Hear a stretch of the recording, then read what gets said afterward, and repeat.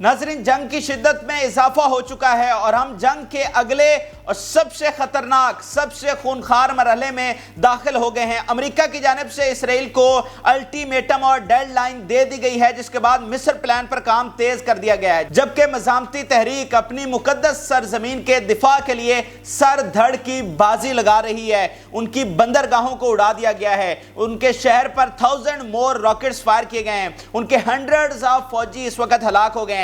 चाहे Israeli delta force हो, कोई एलीट फोर्स हो या फिर स्पेशल फोर्स हो, एक एक को वहां पर नाकामी उठाना पड़ रही है और उनके टैंकों का वहां पर कब्रिस्तान बना के रख दिया गया है। इस वक्त अरब हुक्मरान सो रहे हैं जबकि यूरोप जाग उठा है। इस वक्त फलस्तीन का मुकदमा अवाम लड़ रहे हैं। दूसरी जानब नेतन्याहू के खिलाफ वजीर दिफा के बाद आर्मी चीफ ने बगावत कर दी है और अब वजीर दिफा और आर्मी चीफ दोनों मिलकर नेतन्याहू का तख्ता उलटने वाले हैं और इसराइली अवाम ने भी फाइनल कॉल दे दी है, जिसके बाद इसराइल ना सिर्फ इंटरनली बल्कि एक्सटर्नली पूरी तरह से इंस्टेबिलिटी का शिकार हो गया है। तो ये अहम तरीन तफसीलात, जंग के अहम तरीन मोड़ पर हम पहुंच चुके हैं। फैसला कुन जंग इस वक्त जारी है और खुद वजीर दिफा ये ऐलान कर चुके हैं कि अगर हम हारे तो इस पूरे रीजन में हमारी कोई जिंदगी नहीं होगी, फिर कोई इसराइल बाकी नहीं बचेगा।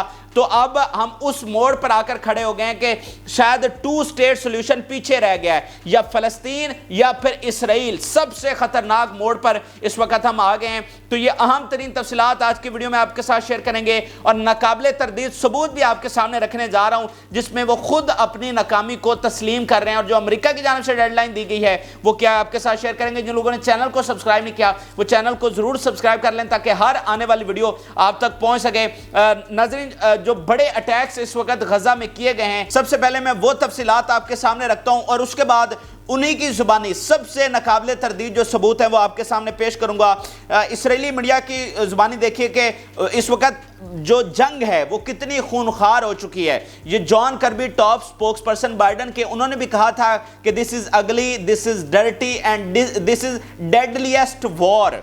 ये सबसे खूनखार जंग होने वाली है, ये उन्होंने आज से 40 दिन पहले कहा था और इस वक्त वाकईतन कुर्रा अर्ज पर जितनी भी जंग लड़ी गई है ये सबसे खूनखार जंग इस वक्त बन चुकी है। जो मॉडर्न वेपन्स वहां पर इस्तेमाल किए जा रहे हैं और जितना ब्लड शेड वहां पर हो रहा है, बहुत ही इसको खतरनाक जंग इसने बना दिया। ये आप देखिए कि the battles in Jabalia and शुजाया witnessed making it फिरिएस्ट since the outbreak of ground battle. Israeli army have announced 7 deaths in morning. It is very unusual. अब ये जो फिरक बैटल होती है ना नाजरीन, ये सबसे जो आखिरी स्टेज होती है उसके लिए ये लफ्ज़ इस्तेमाल किया जा रहा है। तो वो कह रहे हैं कि इस वक्त सबसे वो फ्रीएस्ट जो टाइम है जब से ये जंग शुरू हुई है, सबसे जो ख़तरनाक मोड है वो इस वक्त हम पहुंच चुके हैं और सबसे डेडलीस्ट जो क्लैशेस हैं वो इस वक्त हमने विटनेस किए हैं। और सिर्फ मॉर्निंग में 7 इसराइली फौजी उन्होंने खुद अनाउंस किए हैं और ये जितना अनाउंस करते हैं वो 10 गुना कम होता है इनके नुकसान से जो ये अपना अनाउंस करते हैं। तो इट्स मीन के इससे कितने ज्यादा फौजी उनके सिर्फ थोड़े से वक्फे में हलाक हुए हैं। फिर आप एक और बयान देखिए मज़ामती तहरीक का कि we bombed enemy concentrations in Sheikh Naseer area with barrage of 60 calibre mortar shells. इस वक्त जो लड़ाई की शिद्दत है नाजरीन वो नॉर्थ से ज़्यादा साउथ में है और साउथ को उन्होंने तमाम तरफ से हमला करने की कोशिश कर रहे हैं और तमाम तरफ से अंदर घुसने की कोशिश कर रहे हैं, लेकिन हर तरफ पे उनको नुकसान उठाना पड़ रहा है और अभी तक वो पेनिट्रेट नहीं कर पाए हैं। इसलिए अब वो टनल्स में पानी छोड़ रहे हैं समंदर का। उसकी तफसीलात हम पिछली वीडियो में आपको बता भी चुके हैं और आगे और बहुत सारी तफसीलात आ रही हैं। अमेरिका ने उस हवाले से बड़ी अहम तरीन चीज़ें जारी की हैं कि इसमें वो कितने कामयाब होंगे या कितने नाकाम, उस हवाले से भी अहम अपडेट्स अगली वीडियो में आपके साथ शेयर करेंगे। अब ये देखिए कि we targeted special Zionist force with anti personnel missile east of Khan Yunus. तो उनकी स्पेशल जो फोर्स है, स्पेशल फोर्स, उसको मिसाइल के साथ निशाना बनाकर हलाक किया गया है। इट्स मीन के इसराइल इस वक्त अपने पूरे रिसोर्सेज इस्तेमाल कर रहा है। कोई ऐसी फोर्स अब रह नहीं गई जिसको रिजर्व पर रखा गया हो कि यहाँ पर अगर नाकामी हुई तो फिर उसको बुला लेंगे। अब जितने भी उनके थे सारे फन्ने खां, सारे मैदान पहलवान उन्होंने मैदान में उतार दिए और सभी को उन्होंने मुंह की खानी पड़ी है। तो अब इनके पास पीछे कोई पहलवान बचा नहीं है। ये देखिए कि we bombed the किसिफम site on Gaza strip with short range of missile system. ठीक हो गया जी। आप उनकी वैरायटी ऑफ वेपन्स अभी तक, हालांकि इनकी कोई सप्लाई लाइन नहीं है, ऑलमोस्ट 70 डेज होने वाले हैं और बगैर किसी सप्लाई लाइन के वो 70 डेज के करीब इनसे जंग लड़ रहे हैं, जो कि सो कॉल्ड दुनिया की सबसे एडवांस फौज है। इसके अलावा जनाब जो तेल अवीव की पोर्ट है उसको निशाना बनाया गया है। ये आप देखिए, इससे पहले हाइफा, नहारिया और बाकी बहुत सारी जो बंदरगाहें, इवन इलाट को भी निशाना बनाया गया है। और अब जो तेल अवीव की पोर्ट है, इसकी वीडियो भी आ चुकी है जिसमें उस बंदरगाह से आग के शोले और धुआं उठता हुआ देखा जा सकता है। तो बंदरगाह को भी अब निशाना बनाया गया। ये उनकी कामयाबी का मुंह बोलता सबूत है और उनकी कैपेसिटी और पावर का मुंह बोलता सबूत है कि वो गजा के अंदर महसूर होकर भी, आपने उनका मुहासरा भी कर रखा है लेकिन वो मुहासरे में भी नहीं है। वो जहां चाहते हैं तुम्हें अटैक कर रहे हैं गजा के अंदर से बैठकर। This is the power of Hamas. ये आप देखिए कि एशकलोन city hits bye 1000 rockets, says mayor of एशकलोन city, reported by अल जजीरा। ठीक है, तो अल जजीरा खुद इसको रिपोर्ट कर रहा है और मेयर ये बयान दे रहा है कि 1000 रॉकेट्स जो हैं वो एशकलोन पर फायर किए गए। ये अब साहिल समंदर के साथ ये सिटी है, तो सोचिए कि जहां पर 1000 रॉकेट्स फायर किए गए हों वहां पर कितना नुकसान हुआ होगा।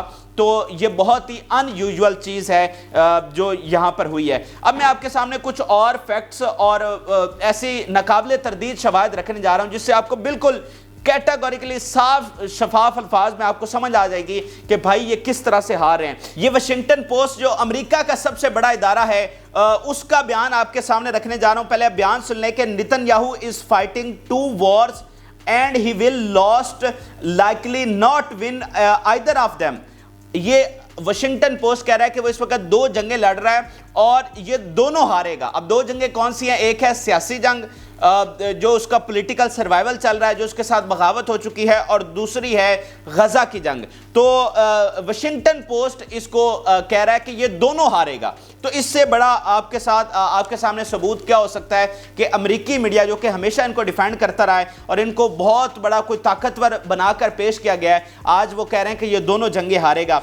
अब आपके सामने एक एक्सपर्ट की राय रखने जा रहा हूं अल जजीरा पर। वो क्या कहते हैं? Israel will soon reach a dead and. बहुत जल्द इसराइल जो है वो बंद गली में दाखिल होने वाला है। आगे उसके सामने कुछ भी नहीं होगा सिवाय अंधेरे के, और उसके पास कोई ऑप्शन बाकी नहीं बचेगा। अभी भी नहीं बचा है लेकिन आगे तो बिल्कुल ही डेड एंड की तरफ वो जा रहा है। अब ये नाज़रीन वो चीज़ है, जब पहला फेज चल रहा था तो हम आपको लगातार ये कह रहे थे कि इसराइल इसको ज़्यादा देर कंटिन्यू नहीं रख सकता, क्योंकि जो एक्सटर्नली जो प्रेशर बिल्डअप हो रहा है, जो उस पर मुसलसल हमले बढ़ते जा रहे हैं, यमन से, लेबनान से, सीरिया से, और गजा के अंदर नाकामी है, वेस्ट बैंक में नाकामी है, ये इसको प्रोलॉन्ग नहीं कर सकता। तो वही बात हुई, उसको मुआहदे की तरफ आना पड़ा। अब ये जो कुछ कर रहा है, दोबारा से सूरत हाल वैसी है बल्कि उससे भी बढ़ चुकी है।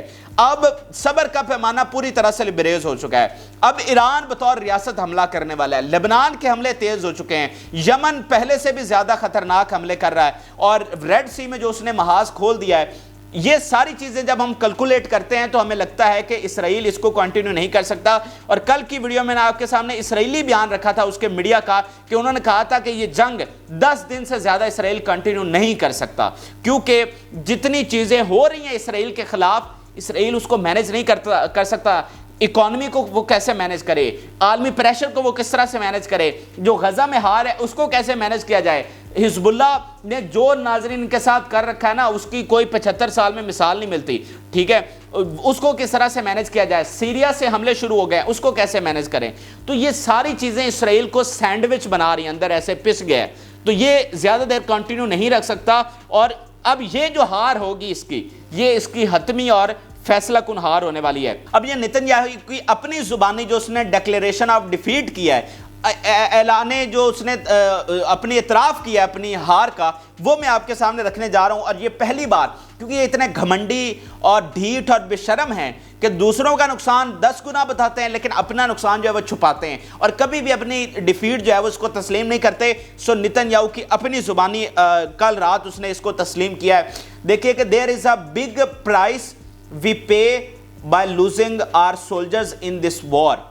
तो क्या अभी आपको तसल्ली नहीं हुई कि नेतन्याहू खुद कह रहा है कि हम बहुत बड़ी प्राइस पे कर रहे हैं इस जंग में, अपने जितने हमारे सोल्जर्स हलाक हो रहे हैं, ये हम बहुत बड़ी कीमत इसके लिए चुका रहे हैं। और बिल्कुल इसमें तो कोई दो राय नहीं है कि 75 साल में इसराइल हमेशा फातेह ही रहा है, اس کو کبھی بھی اتنا نقصان نہیں ہوا، اور اس کے فاتح ہونے کی بھی وجہ یہ تھی کہ جو اس کے سامنے طاقتور تھے ان کو امریکہ مٹاتا رہا۔ اور اس جنگ میں بھی اسرائیل کی کوشش یہی تھی کہ امریکہ پوری طرح سے جنگ میں کودے تاکہ امریکہ ہی کی مدد سے وہ حزب اللہ کو ختم کروائیں، امریکہ ہی کی مدد سے مزاحمتی تحریک کو ختم کروائیں، اور یمن یا کوئی اور ملک کودنے کی کوشش کرتا ہے تو اس کو بھی امریکہ کی مدد سے ختم کروائیں۔ لیکن اس بار امریکہ فل سکیل جنگ میں خود نہیں آیا، مدد تو وہ پہلے سے بھی دے رہا تھا، اب بھی دے رہا ہے، لیکن اصل بات یہ تھی کہ اگر اس کی فورسز لڑنے آتی تو وہ پھر ایک کوئی بڑا چیز ہو سکتی تھی، اور اسرائیل نے اس کے پوری کوشش کی لیکن اس بار وہ کامیاب نہیں ہو سکا۔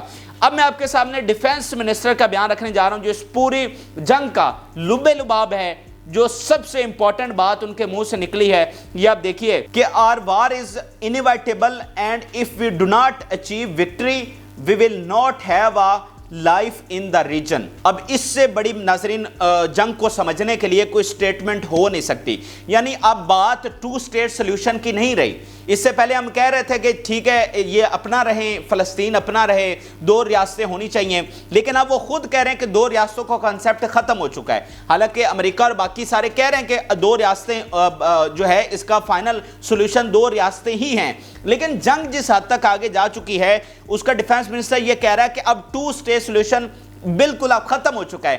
اب یہ ہے کہ ہمیں ہر صورت میں اپنی بقا کے لیے، اپنے سروائیول کے لیے جنگ جیتنی ہے، اور اگر ہم جنگ یہ ہار گئے تو پھر اس پورے ریجن میں ہمارا سروائیول نہیں ہوگا۔ جیسے ہزاروں سال پہلے ان کو یہ یہاں سے چھوڑ کر جانا پڑا تھا، آج دوبارہ پھر وہ گھڑی آ گئی ہے کہ ان کو اس سرزمین سے دوبارہ سے نکالا جائے گا۔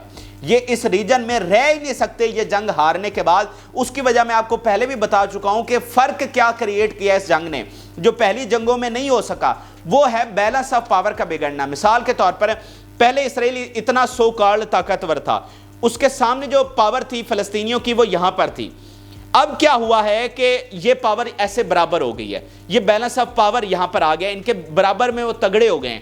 تو اس کے لیے یا تو ضروری ہے کہ دوبارہ ان کو یہ والی پوزیشن پہ ان کو لے کر جایا جائے، ٹھیک ہے، اس کے ساتھ ہی اسرائیل قائم رہ سکتا ہے کہ ان کو مکمل طور پر تروڑ مروڑ دیا جائے، ان کی طاقت کو ختم کر دیا جائے، تو ہی اسرائیل طاقتور ہو کر ہی قائم رہ سکتا ہے۔ کیونکہ جو ناجائز قبضہ ہوتا ہے نا آپ کا ناظرین، آپ خود حساب لگا لیں، آپ کے علاقے میں کسی بدماش نے قبضہ کیا ہے تو جب تک اس کے سامنے کوئی اور تگڑا آ نہیں جاتا تب تک وہ قبضہ چھوٹتا نہیں ہے، اور جب وہ کوئی تگڑا آ جاتا ہے تو وہ قبضہ رہتا نہیں ہے۔ تو یہ بھی تو ایک قبضہ ہے نا، تو اس کے سامنے جب وہ تگڑا ایک آ گیا فریق تو وہ تو اس کو نہیں رہنے دے سکتا۔ اب ضروری یہ ہے کہ یا تو اس مخالف فریق کو مار دیا جائے مکمل طور پر، تو ہی آپ کا قبضہ قائم رہ سکتا ہے، اور اس کو مارنا اب پاسبل ان کے لیے نہیں رہا، کیونکہ وہ ایک پہلوان نہیں ہے، اب ان کے ساتھ یمن بھی ہے، اب ان کے ساتھ لبنان بھی ہے، سیریا بھی ہے، آپ کا ایران بھی ہے۔ تو بیسیکلی یہ پورے خطے کا جو بیلنس آف پاور ہے وہ بگڑ چکا ہے، اسی لیے وہ کہہ رہے ہیں کہ ہمیں ہر صورت میں جنگ جیتنی ہے تو ہی ہم قائم رہ سکتے ہیں۔ جتنے یہ طاقتور ہو چکے ہیں، ہم جنگ ہار کر ایسا نہیں ہوگا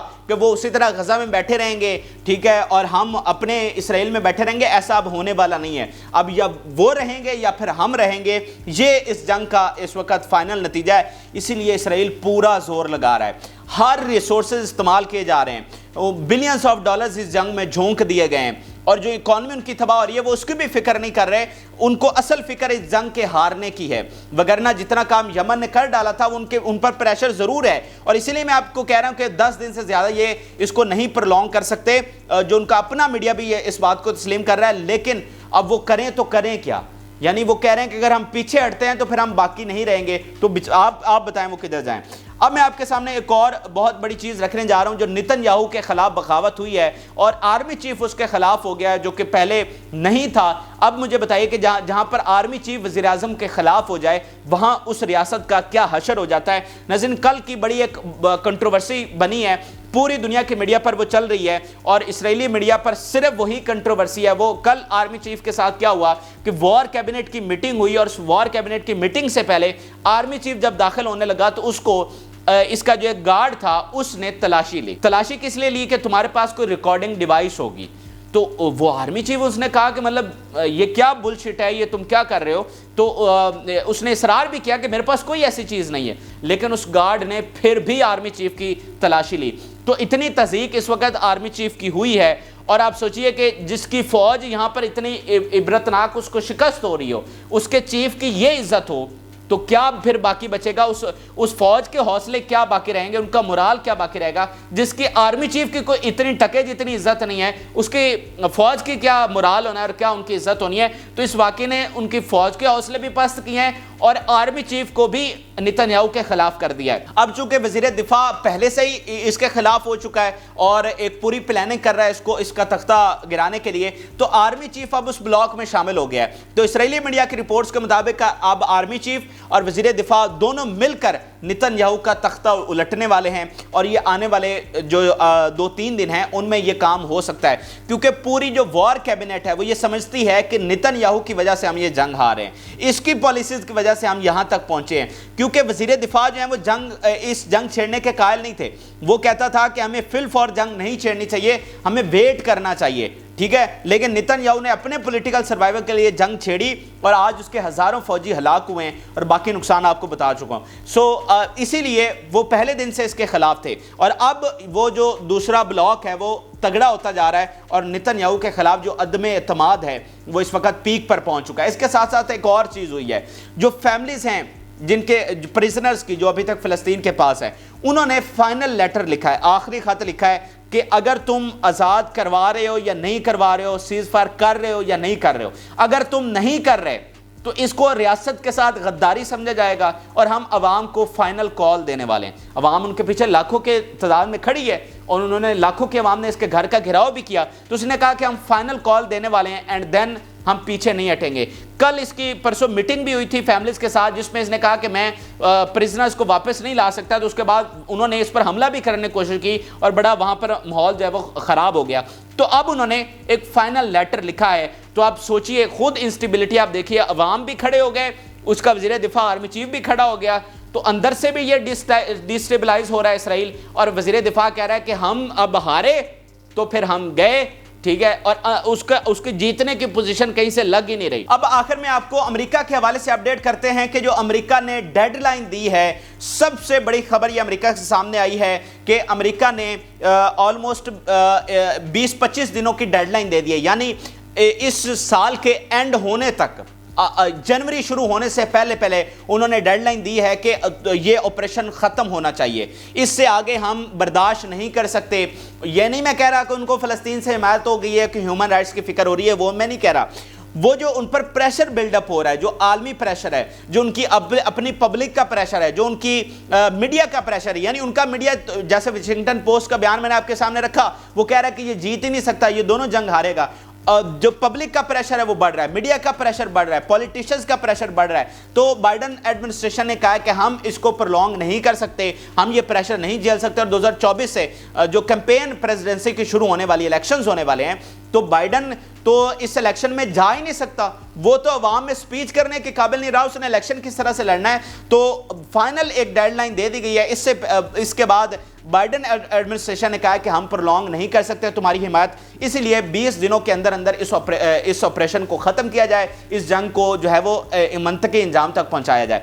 اب آپ دیکھیں کہ اسرائیل کس طرح سے پھنسا ہے۔ پیچھے میں نے آپ کو بتا دیا، نتن یاہو کے خلاف بغاوت، اس کے خلاف پریشر، وہ نہ کوئی فیصلہ کر پا رہے ہیں، آگے جو ناکامی ہو رہی ہے وہ ساری ایک چیزیں پر ہیں، اوپر سے امریکہ نے کہہ دیا کہ دن ہی 20 ہیں، اور 20 دن سے مراد اب یہ سمجھیے کہ میکرون جیسے کہہ چکے ہیں کہ اگر مزاحمتی تحریک کو ہرانا ہے تو کم سے کم 10 سال تمہیں چاہیے، ٹھیک ہے، یعنی ایک ایسا ٹاسک ہے جس کے لیے آپ کو 10 سال چاہیے، اور امریکہ کہہ رہا ہے کہ 20 دنوں میں ختم کرو، اور ڈیفینس منسٹر کہہ رہا ہے کہ اگر ہم ہار گئے، اگر ہم ان کو ختم کیے بغیر واپس آ گئے تو پھر ہم بھی نہیں رہ سکتے، ہمارا وجود بھی ختم ہو جائے گا۔ تو اب مجھے بتائیے کہ امریکہ اس کے اسرائیل کے ساتھ ہو کیا رہی ہے؟